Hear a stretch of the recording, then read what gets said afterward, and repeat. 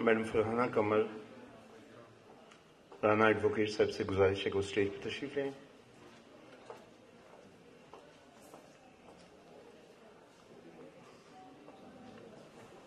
सदर बार से गुजारिश है कि वो स्टेज पर तशरीफ लें।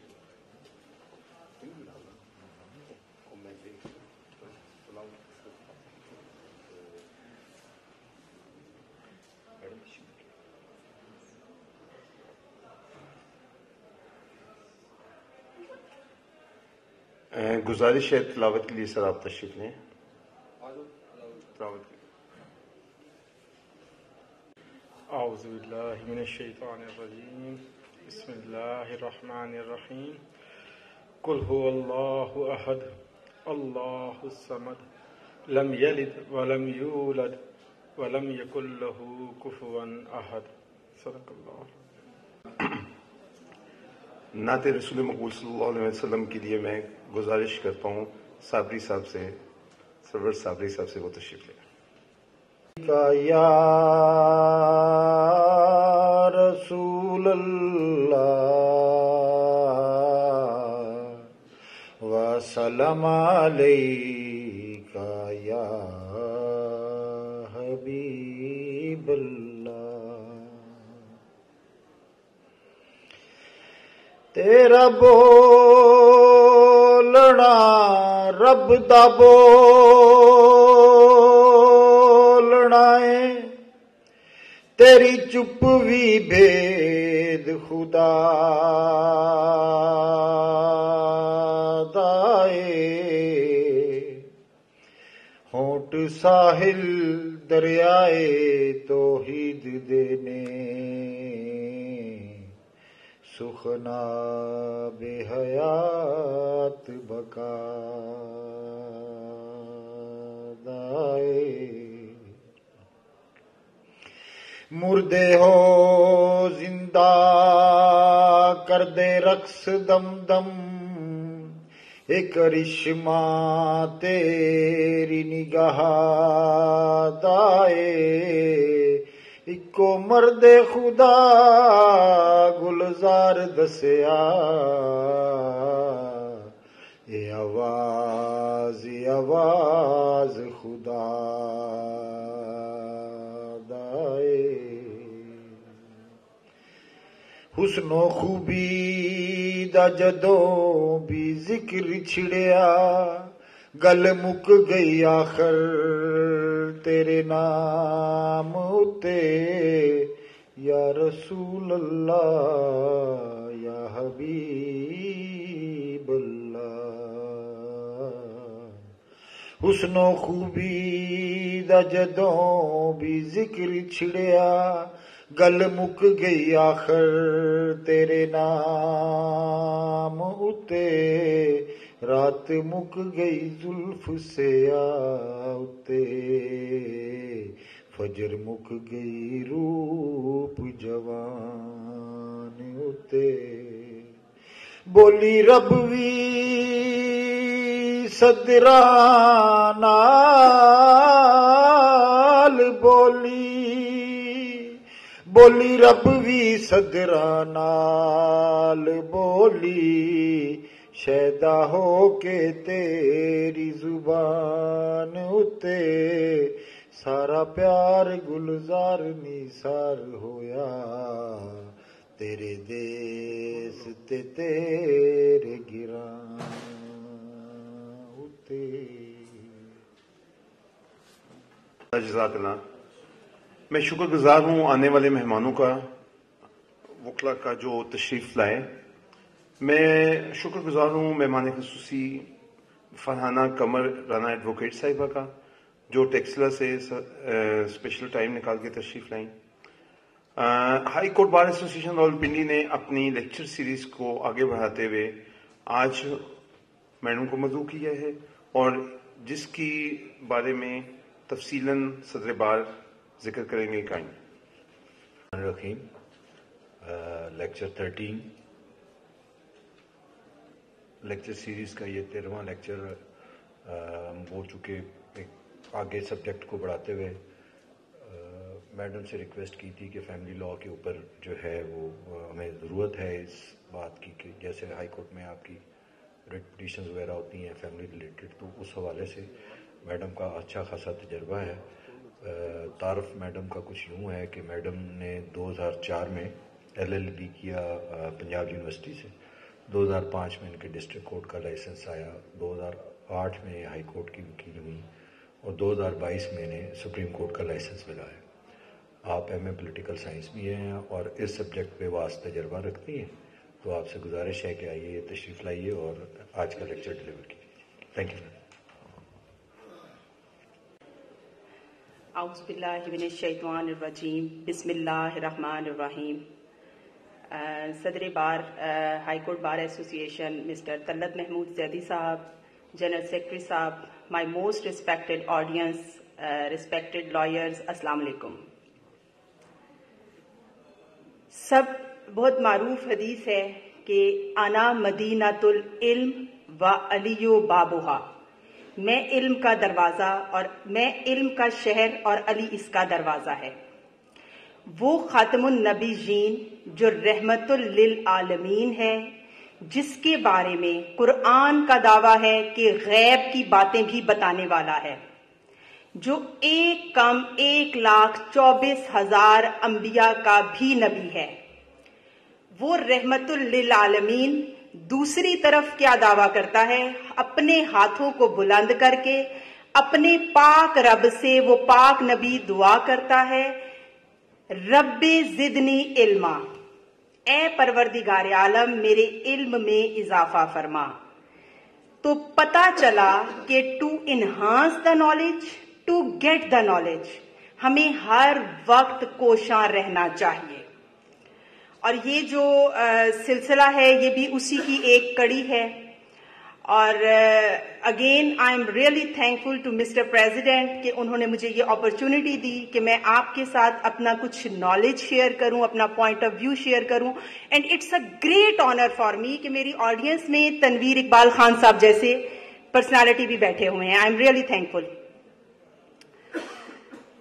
अब देखें कि हर सेशन का एक डिफरेंट टॉपिक है, लेकिन जो मेन ऑब्जेक्ट है वो आप देखेंगे कि ऊपर लिखा हुआ होता है टू प्रमोट द प्रोफेशनलिज्म। उस हवाले से एक बात करके फिर अपने टॉपिक की तरफ चलेंगे। हम सबको जरूरत इस अमर की है कि हम जो पढ़ें, जो सीखें, उसको लिख लिया करें। देखिए, I belong to a sub division, तहसील बार टेक्सिला से मैं ताल्लुक रखती हूं। जिन लोगों को मैंने अपने सीनियर्स जो वहां पर देखे, मेरे अपने उस्ताद शेख मोहम्मद याकूब साहब क्रिमिनल का बहुत अच्छा काम करते हैं, अब्दुल मालिक शेरपाव साहब हैं, रफाकत हुसैन शाह साहब हैं, एस इरफान मलिक साहब हैं। आप हाई कोर्ट की तरफ आएंगे तो इल्म का समंदर मजीबुर रहमान कियानी साहब सिविल में बहुत अच्छा काम करते हैं, क्रिमिनल में तनवीर इकबाल खान साहब हैं, सरदार इसाक साहब। इन लोगों को अगर आप ऑब्जर्व करेंगे, देखें कि इन्होंने अपनी डायरीज मेंटेन की हुई हैं, ये जो पढ़ते हैं उसको लिख लेते हैं। और it has been proved in result of research कि जो भी चीज फिंगर टिप्स से आपके ब्रेन में जाती है वो लॉन्ग टर्म स्टे करती है, बल्कि परमानेंट स्टे करती है आपके दिमाग के अंदर। हम चाहते हैं टूवर्ड्स शॉर्टकट्स। प्रोविजन आई, इंटरनेट पे गए, जो आजकल चल रही है प्रैक्टिस, इंटरनेट पे गए, प्रोविजन एंटर की, जजमेंट सामने आ गई, पेश कर दी, काम हो गया। जितनी जल्दी हमारे सामने जजमेंट आती है इतनी जल्दी हमारे दिमाग से रिमूव हो जाती है। अगर आप लिख के करेंगे, देखें, I have a parents also in my audience कि छोटे बच्चों को एक्टिविटीज फिंगर टिप से करवाई जाती है, इवन सैंड के ऊपर लिखना सिखाया जाता है। तो कोशिश किया करें कि किताब से, हम सबको जरूरत है, किताब से और कलम से अपनी दोस्ती को खत्म मत करें, ये वैसे भी नापैद होती जा रही है। जो आज का मेरा टॉपिक है मुस्लिम फैमिली लॉज, एक गिला, वैसे तो इसके हर टॉपिक को अगर एक सेशन दिया जाए ना तो कम है, लेकिन कुछ कोशिश करते हैं कि थोड़ा सा इसको समैरीली लेकर चलते हैं। Muslim family laws ordinance 1961 start से करेंगे ताकि अगर कहीं कुछ थोड़ा सा कन्वे कर सकें, कुछ थोड़ा सा डिलीवर कर सकूं। इसकी स्टार्ट की सेक्शंस में हमें देखें लॉ के बारे में, हमें उसके ईयर इवन नहीं याद होते। Muslim family laws ordinance 1961 start की सेक्शंस में इसकी डेफिनेशन वगैरह आ जाती है। सेक्शन 4 है, सक्सेशन से रिलेट करता है। सेक्शन 5 जो है वो रजिस्ट्रेशन ऑफ मैरिजेस है। सेक्शन 6 की तरफ चलते हैं, पोलीगैमी।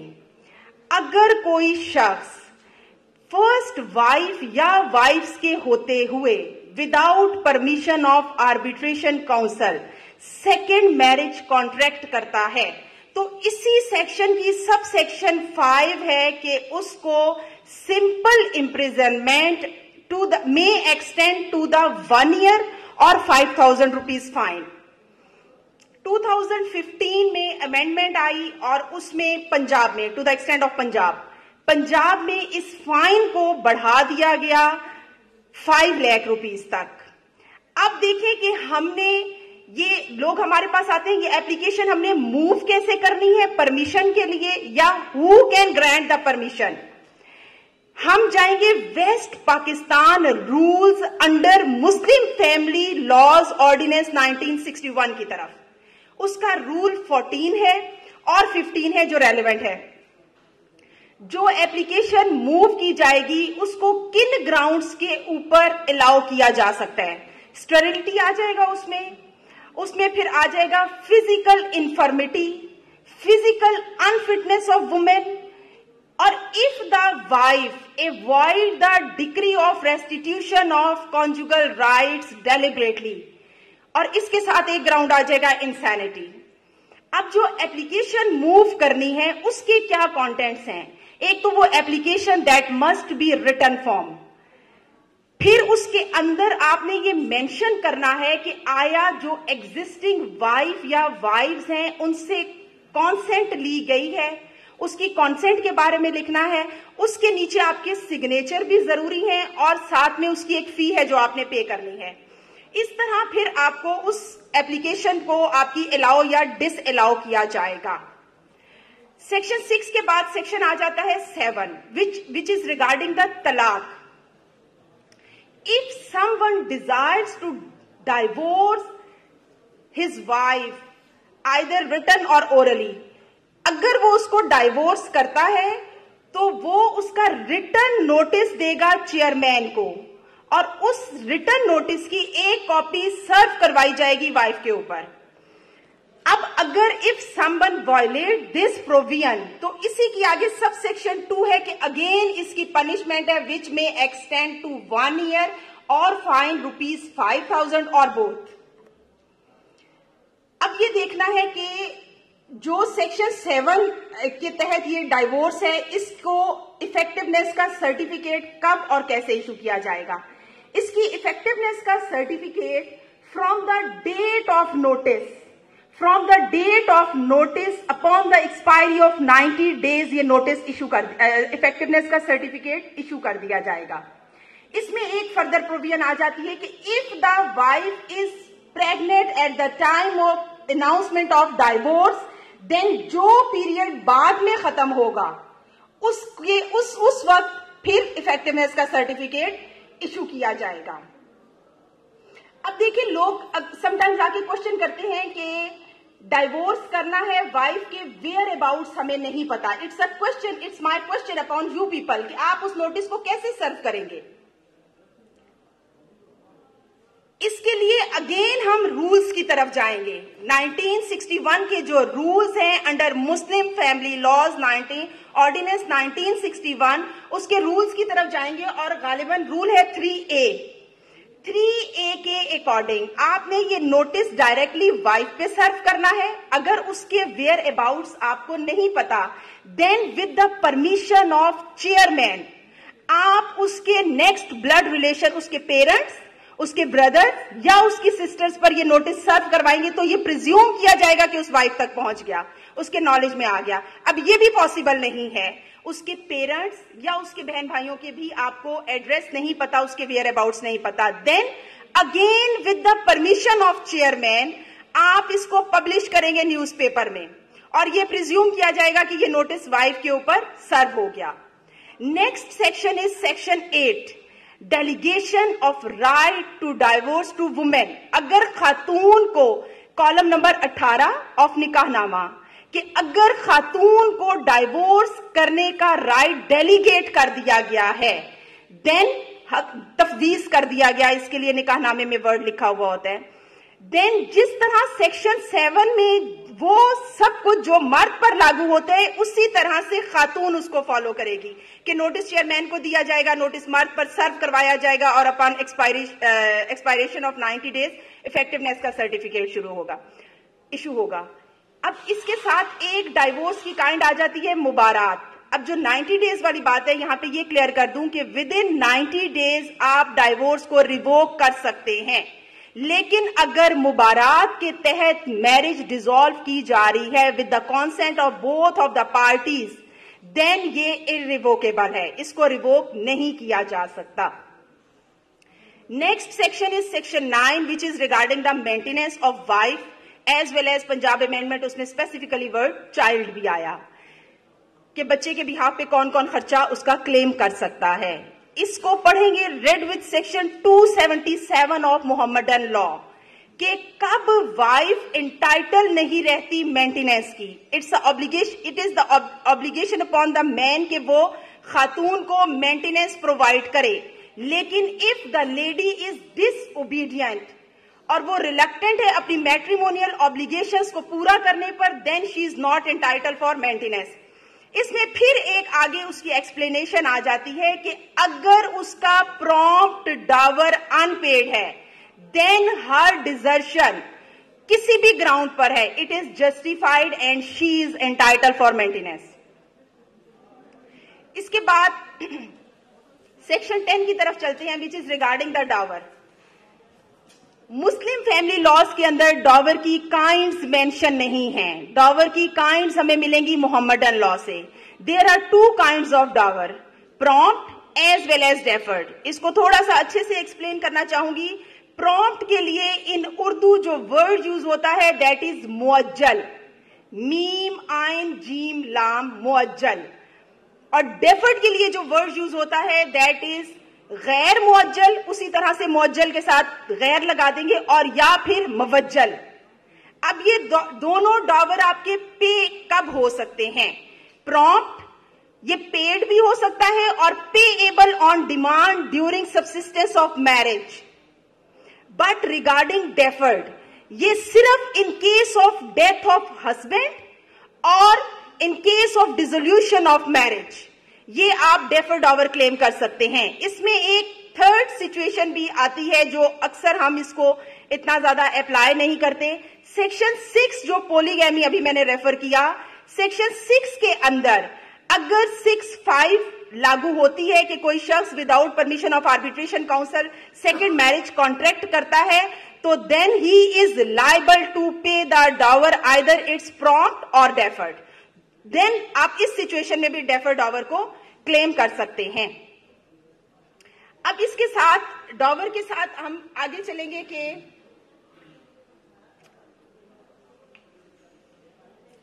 लिमिटेशन, डॉवर की जो लिमिटेशन है इस वक्त सेक्शन मेरे माइंड में नहीं है, लेकिन प्रॉम्प्ट डॉवर जिस वक्त क्लेम किया जाता है और हस्बैंड उसको देने से इनकार करता है, वहां से उसकी लिमिटेशन स्टार्ट होगी, दैट इज 3 years।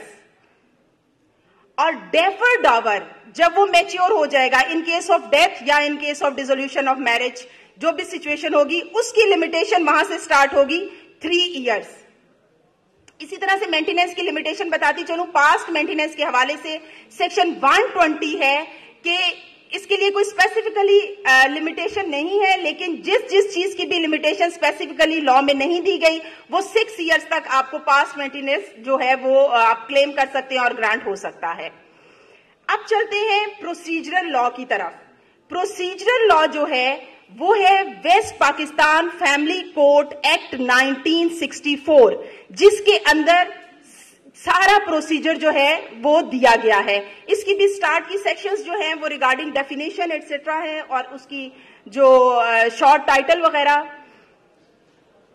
अब एक छोटा सा क्वेश्चन कि मेरा ख्याल है कि इतने टैलेंटेड लोग बैठे हुए हैं कि बनता नहीं है, लेकिन even it is to my juniors जो मेरे से थोड़ा जो एसोसिएट्स कैम्बेट में आते हैं, वो डिफाइन करेंगे कि what are the family matters. आपके माइंड में क्या आता है जब हम फैमिली मैटर्स की बात करते हैं? What comes in your mind? थोड़ा सा पता भी चले ना, सुन रहे हैं, जाग रहे हैं या नहीं।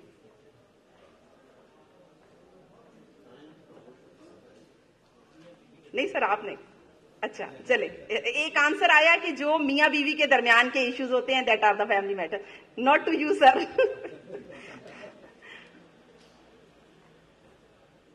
देखिए, family matters section 5 of West Pakistan family code act 1964 is very much important कि family court have the exclusive jurisdiction to hear, to entertain or to adjudicate upon the matters which are mentioned in part 1 of schedule। अब part 1 of schedule किधर है?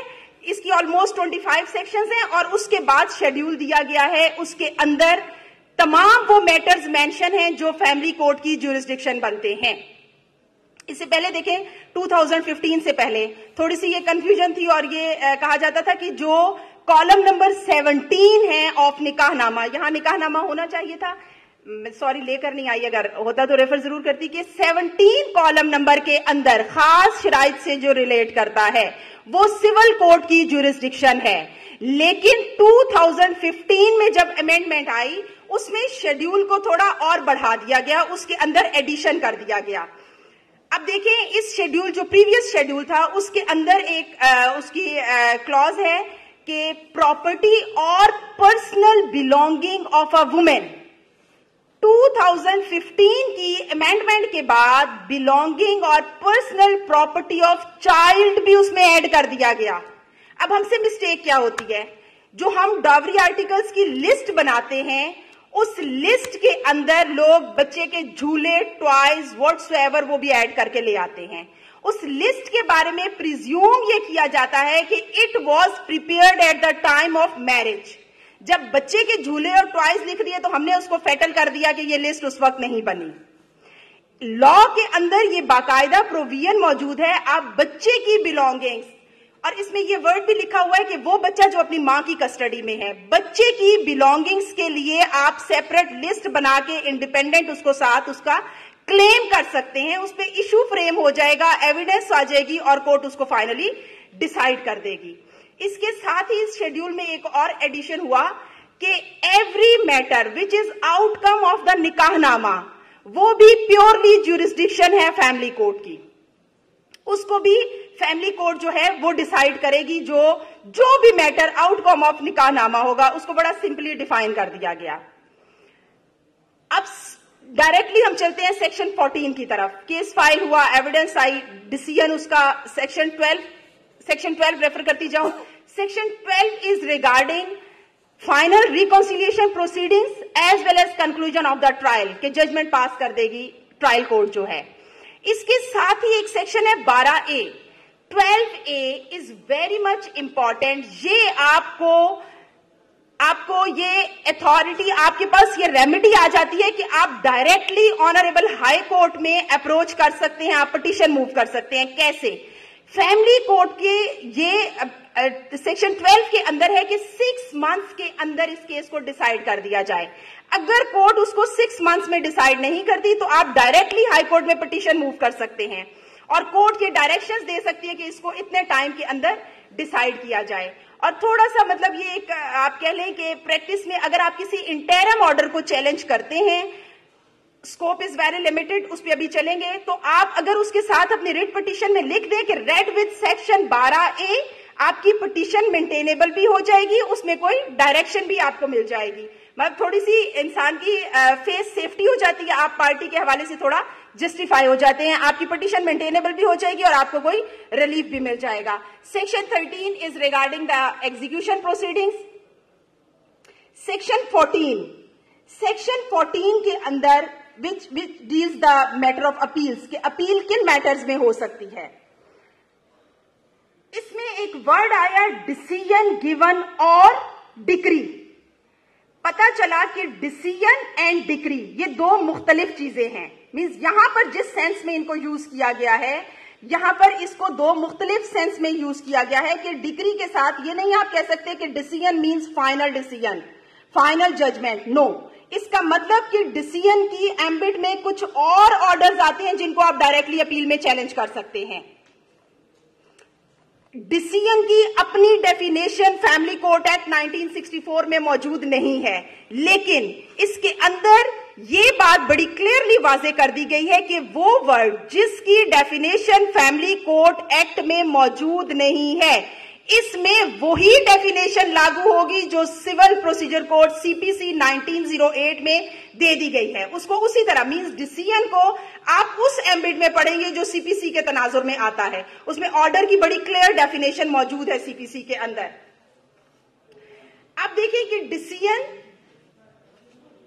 वो order जो which gives a final expression. आपने section 12 की application move की, वो court ने डिसाइड कर दी दैट ऑर्डर इज अपीलेबल। लेकिन सेक्शन 14 एक इसमें ये अमेंडमेंट के बाद प्रायर टू अमेंडमेंट 2015 ये था कि अप टू 30,000 ऑफ डावर और डावरी आर्टिकल्स आप अपील मूव नहीं कर सकते और मेंटेनेंस की अमाउंट गालिबन 1,000 थी। लेकिन आफ्टर अमेंडमेंट ऑफ 2015 गया और डावर और डावरी आर्टिकल्स के लिए लिमिट 1 लाख रुपीस कर दी गई और मेंटेनेंस जो है वो 5,000 रुपीस तक कर दिया गया। अब अगर आप अपील मूव करते हैं, फर्स्ट ऑफ ऑल इस बात को एक डिसाइड करेंगे एंड आपकी अपील टाइम बार्ड हो गई।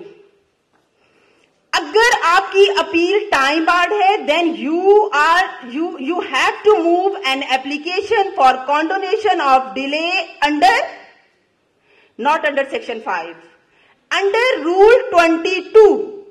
आपने अंडर रूल 22 कौन से वाले rules? West Pakistan family court rules 1965। पहले जो रूल्स रेफर किए थे वो 1961 के रूल्स हैं। ये 1965 के रूल्स में रूल 22 है जिसके तहत आपने कॉन्डोनेशन ऑफ डिले की एप्लीकेशन मूव करनी है और अपील की जो लिमिटेशन है वो भी रूल 22 के अंदर दे दी गई है। 30 days from the date of judgment और डिक्री और उस बल्कि डिक्री अपील हमेशा अगेंस्ट डिक्री आएगी, decree judgment and decree final appeal अगर आ रही है आपकी तो वो 30 डेज और उसमें से टाइम कौन सा एक्सक्लूड होगा? जो आपको फोटोकॉपीज अप्लाई करने में आपका टाइम सर्व होगा वो इसमें से एक्सक्लूड कर दिया जाएगा। अब क्वेश्चन ये आता है कि रूल 22 की जो एप्लीकेशन आपने फॉर कॉन्डोनेशन ऑफ डिले मूव करनी है उसमें लिखना क्या है? उसमें सफिशिएंट कॉज देनी है। सफिशिएंट कॉज को अगेन फैमिली कोर्ट एक्ट में डिफाइन नहीं किया गया। इसकी कौन सी डेफिनेशन इस पर अप्लाई होगी? वही जो सेक्शन 5 लिमिटेशन एक्ट के लिए जो रिक्वायरमेंट है, डे टू डे आपने एक्सप्लेन करना है कि आपकी अपील किस वजह से लेट है। उसी रूल 22 की आप एप्लीकेशन मूव करेंगे और फिर it's a description of the court कि वो उसको अलाउ करे या डिस अलाउ करे। अगेन चलते हैं सेक्शन 14 की तरफ ही कि सेक्शन 14 में सब सेक्शन गालिबन 3 के नो अपील और revision shall lie against an interim order. किसी इंटरम ऑर्डर के अगेंस्ट अपील लाई नहीं करती। इंटरम ऑर्डर कौन से ऑर्डर्स?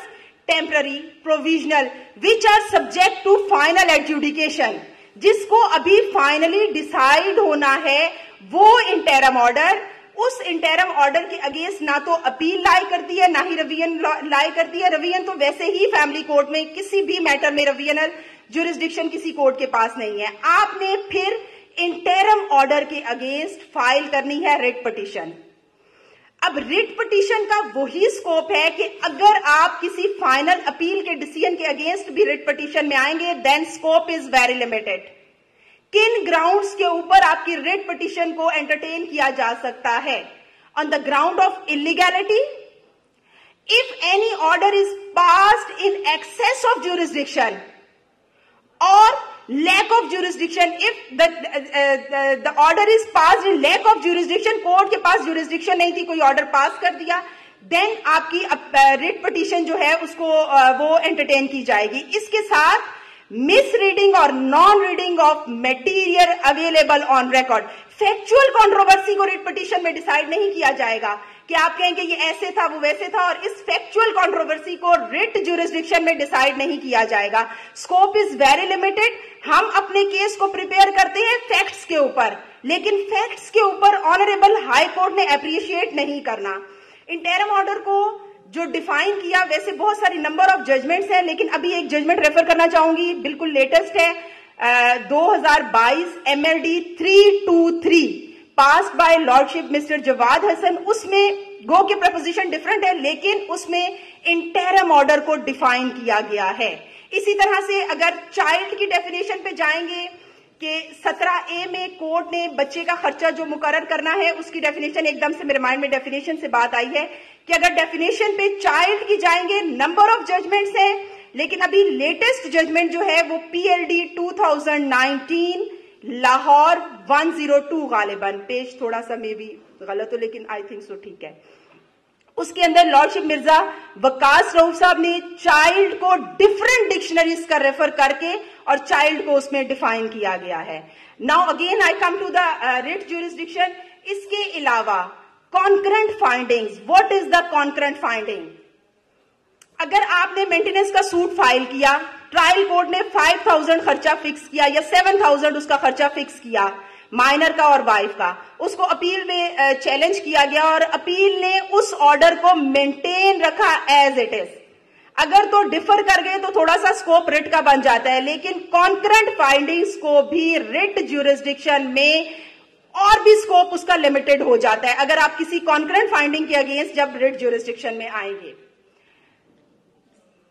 इसके अलावा सेक्शन 25 है ट्रांसफर के हवाले से कि अगर आपने 25A गालिबन ट्रांसफर के हवाले से आ जाएगा कि किसी भी सूट या प्रोसीडिंग्स को ट्रांसफर करने का जो प्रोसीजर है वो भी आपने डायरेक्टली कब हाई कोर्ट में, ऑनरेबल हाई कोर्ट में आपने पिटीशन मूव करनी है या फिर डिस्ट्रिक्ट कोर्ट में अगर with in the jurisdiction of district court matter है। तो आई थिंक सो कि it's enough for today. Is it enough? Thank you so much. Any question from your side please? Ma'am मेरा ये question है कि बच्चों की मुलाकात के हवाले से क्वेश्चन है मेरा कि इंटरिम जो विजिटेशन राइट दी जाते हैं सेक्शन 12 के अंडर दिए जाते हैं गार्डियन वार्ड एक्ट के, तो अगर उसके बावजूद वो मुलाकात ना करवा रहे हो या उनका पता ना हो तो उसके लिए क्या रेमेडी है? सेक्शन 100 पता ना होने वाली बात तो नहीं, सेक्शन 12 डिसाइड ही उस वक्त की जाएगी जब कोर्ट में रिस्पोंडेंट अपीयर हो जाएगा, तो उसको डायरेक्ट किया जाएगा कि आप माइनर को प्रोड्यूस करें। ये इनफैक्ट सेक्शन 12 है ही फॉर प्रोडक्शन ऑफ माइनर, है ना, कि कोर्ट ने सेक्शन 12 के तहत अगर नहीं हो रहे तो वो सेक्शन 100 के तहत उसका वारंट भी इशू किया जा सकता है, अलॉन्ग विद इट फाइन भी हो सकता है। Day by day on the daily basis इस पे फाइन भी है गालिबन। जी दिया गया है। मेरा क्वेश्चन ये है कि जो राइट्स जिस सेगमेंट आप जो है वो लॉ से मिले हैं, मसलन ये है कि कोई अगर राइट हमें कॉन्स्टिट्यूशन देता है वो फंडामेंटल राइट है, अगर किसी और डॉक्यूमेंट से हमें कोई राइट मिलता है वो फिर जो है वो हमारे ऑर्डिनरी राइट। ऐसे ही जो है वो हमें कोई राइट डायरेक्टली अगर कुरान और सुन्ना से मिला है तो उसको हम जो है सुप्रीम फंडामेंटल राइट कह सकते हैं। जो फंडामेंटल राइट है वो इतने ही ज्यादा सेक्रेड है कि उनको जो है वो इजीली टेक अवे नहीं किया जा सकता। For example my right to life है, अगर कोई इंसान दूसरे की लाइफ जो है वो उसको जो है वो ले लेते हैं, वो कत्ल कर देते हैं, ठीक है, वो इंसान अगर मौजूद नहीं है तो उसकी मौजूदगी में जो है उसको एक गुजारिश कि today's topic is Muslim family laws ना, kindly come to the point. तो मतलब ये है कि मेरा राइट टू लाइफ है जो कि मुझे कॉन्स्टिट्यूशन ने दिया है, मेरा सेक्रेड राइट है। अगर एक इंसान दूसरे को कत्ल कर देता है तो और कातिल अगर मौजूद नहीं है तो उसको उसकी मौजूदगी में कन्विक्ट आप नहीं कर सकते, वो जब आएगा उसका ट्रायल होगा फिर कन्विक्ट किया जाएगा। ऐसा ही एक राइट जो आपको डायरेक्टली कुरान और सुन्ना ने दिया, मसलन मेरा जो है वो फैमिली राइट जो है मेरे निकाह का राइट है, ठीक है, ये सुप्रीम फंडामेंटल राइट आप इसको कह सकते हैं क्योंकि डायरेक्ट आपको कुरान और सुन्ना ने दिया है। तो अगर हम इस राइट को देखते हैं तो बाज़ दफा हमें जो है अपने लॉज को देख के ये लगता है कि इन राइट्स पे जो है कि इनकी सैंक्टिटी पे हमने यहीं पे कंप्रोमाइज कर दिया है। फॉर एग्जांपल मैं इसकी एग्जांपल देता हूँ, अब जितना सेक्रेड राइट है इतना ही उसको जो है वो आपने माइन्यूटली प्रोटेक्ट करना होता है। एक शख्स यहाँ पे मौजूद नहीं है, ठीक है, उसकी वाइफ जाती है कोर्ट के अंदर, ठीक है, उसकी वाइफ ये कहती है कि मुझे इस शख्स से खुला चाहिए, वो उसका एड्रेस गलत लिखवाती है, ठीक है, और एड्रेस गलत लिखवाती है, नोटिस सर्व नहीं होते, एक्स पार्टी डिग्री हो जाती है, फुल हो जाती है। तो क्या यहाँ पे जो है वो ऐसा आपको नहीं लग रहा कि ये हमारा बहुत ही ज्यादा जो है सेक्रेट राइट था, जिसके ऊपर मेरा फैमिली सिस्टम बेस कर रहा था, इसको हमारे लॉज में जो है वो कॉम्प्रोमाइज किया गया, इसकी सैंक्टिटी को कॉम्प्रोमाइज किया गया? देखिए, किसी भी चीज को अनलिमिटेड नहीं छोड़ा जा सकता। लॉ में तो ये बात भी मौजूद है कि अगर बंदे के किसी के आपको वेयर अबाउट्स नहीं पता, तो ये भी नहीं है कि एक दफा निकाह सोलमनाइज हो गया तो अब ये टिल डेथ चलेगा। अब देखिए, कानून ने तो हर किसी के राइट को प्रोटेक्ट करना है ना। अब एक शख्स अगर बाहर चला गया है या वो अपनी मिसेस के साथ इन कांटेक्ट ही नहीं है, तो what is the validity of, अगर आप इस शरीयत की तरफ जाएंगे तो what is the validity of this marriage के वो इन कांटेक्ट ही नहीं है। ठीक है। और अगर कोई एड्रेस रॉन्गली मेंशन कर रहा है तो उसके लिए देखें, डिग्री को भी यूनियन काउंसिल या कैंटोनमेंट बोर्ड में भिजवाया जाएगा, उसको वहां से भी नोटिस होगा कि आप आए और इसको फॉलो करें। अगर वो बिल्कुल ही लापता है और उसका कोई कांटेक्ट नहीं है, ना अपनी वाइफ के साथ है और हर चीज के बारे में वो इररिस्पॉन्सिबल है, तो लॉ उसको कैसे प्रोटेक्ट कर सकता है? उसका फंडामेंटल राइट कहां एग्जिस्ट करेगा फिर? मैम, उसकी वाइफ के साथ स्टिल कांटेक्ट भी है, डेली व्हाट्सएप पे बात भी अच्छा, इसके लिए लेट मी कंप्लीट। अब अगर सेकंड बात है कि अगर वो एड्रेस गलत लिखती है, तो इसके लिए लॉ में प्रोविजंस मौजूद है ना कि आप आके उसको सेटिसाइड करवा सकते हैं। अगर कोई भी डिग्री फ्रॉड्यूलेंटली ली गई है तो फिर आप उसको सेटिसाइड करवा सकते हैं। उसके लिए लॉ में प्रोविजन मौजूद है कि आप आके उसको सेटिसाइड करें। Any other question?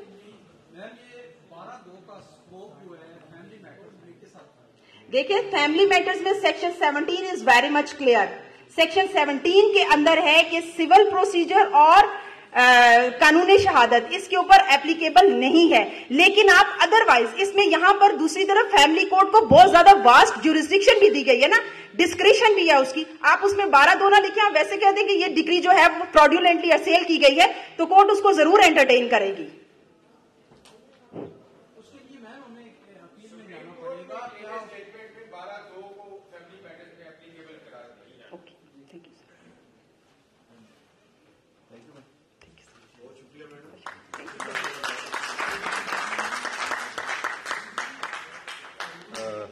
चाय का बंदोबस्त है।